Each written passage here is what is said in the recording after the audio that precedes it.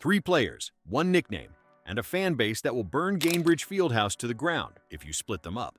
The Treslacious Trio, Clark, Hull, and Cunningham, isn't just a basketball thing anymore. It's a merch line. It's a t-shirt that Sophie Cunningham wore into the arena in Vegas and broke the internet. It's the reason casual fans who couldn't name 5 WNBA teams can name 3 Indiana Fever guards. And on Friday, April 3rd, Herb Simon is being forced to leave one of them unprotected in the expansion draft. The Indiana Fever are worth $370 million. They generate more revenue than any franchise in the WNBA, $34 million last season. More than the Liberty, more than the Aces, more than teams in cities 10 times the size of Indianapolis. 2 years ago, that number was under 90 million. The Fever averaged 1,700 fans per game and won 5 games all season. Herb Simon was being told to sell the team or fold it entirely. So what changed? Caitlin Clark changed. But here's the part people miss. Clark didn't do it alone. The Treslacious Trio is what made the Fever feel like appointment television, not just a one-woman highlight reel. Clark is the engine. Everyone knows that. But Hull is the grit, the defense, the player who refused to back down when the Fever were getting demolished. And the fans noticed. Cunningham is the personality, the edge, the one who showed up to a road game wearing a custom Treslacious caricature shirt because the fans invented a nickname, and she said, "Yeah, that's us." That moment? That's not something a front office manufactures. You can't buy that in free agency. You can't draft it.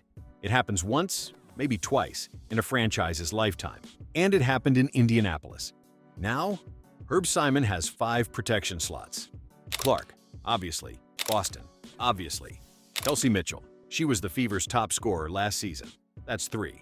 Lexie Hull, restricted free agent, still only 26, part of the core. That's 4. And that 5th slot?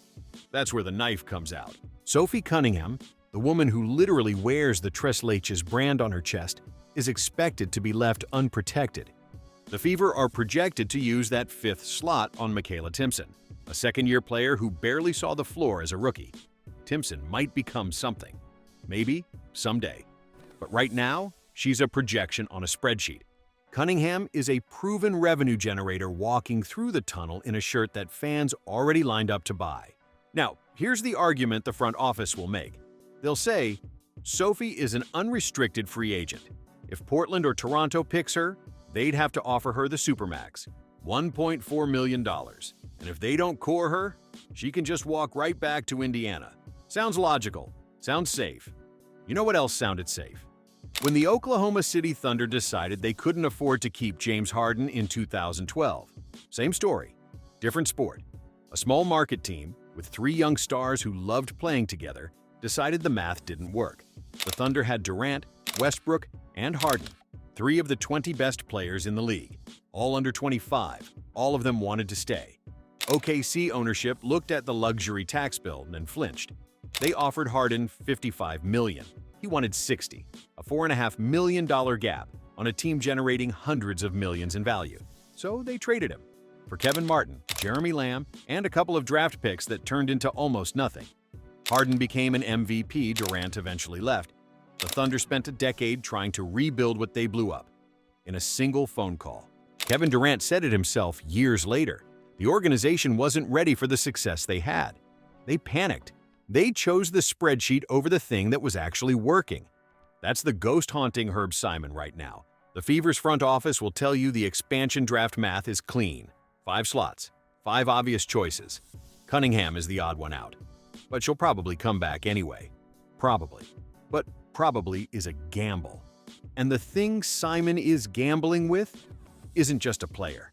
It's a brand.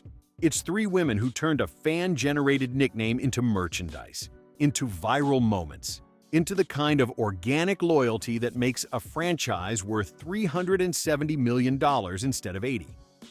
The Treslacious nickname didn't come from a marketing department. It came from the fans. It spread because people saw something real. 3 guards who genuinely liked each other, who had chemistry you can't fake, who made watching the Fever feel like watching friends play together.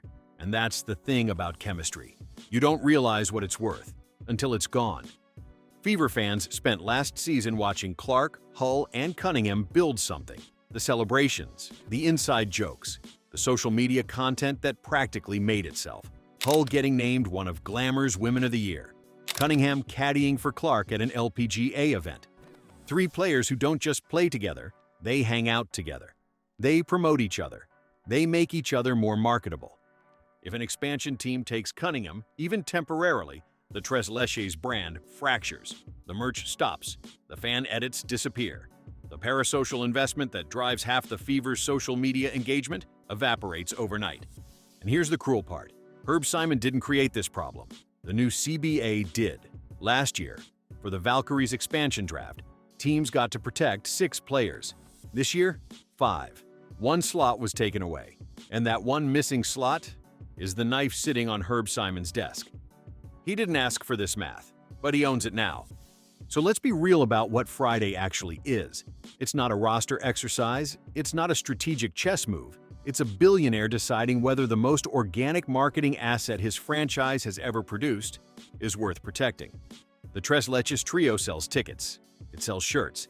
It sells the idea that the Indiana Fever are more than just Caitlin Clark and a bunch of role players. It sells a story. And stories are what turn a $370 million franchise into a $500 million franchise. Or Simon can trust the math. Leave Cunningham exposed. Bet that Portland and Toronto won't spend their one UFA pick on her. Bet that the supermax price tag scares them off. Bet that she walks right back to Indiana, and nobody notices the 2 weeks where the Treslacious Trio was officially broken up. Maybe that bet pays off. Maybe Cunningham comes home and the trio picks up right where they left off. But maybe it doesn't. Maybe Toronto, a brand new franchise desperate for marketable players and instant fan engagement, looks at Cunningham and sees exactly what the Fever fans see. A player worth more than her stat line. The last time an owner let financial math override what his eyes were telling him, it was Sam Presti and the Thunder. That franchise has spent 13 years trying to recover what they lost for $4.5 million. Herb Simon has until Friday. The Treslacious Trio is watching, the fans are watching, and the expansion teams are watching closest of all.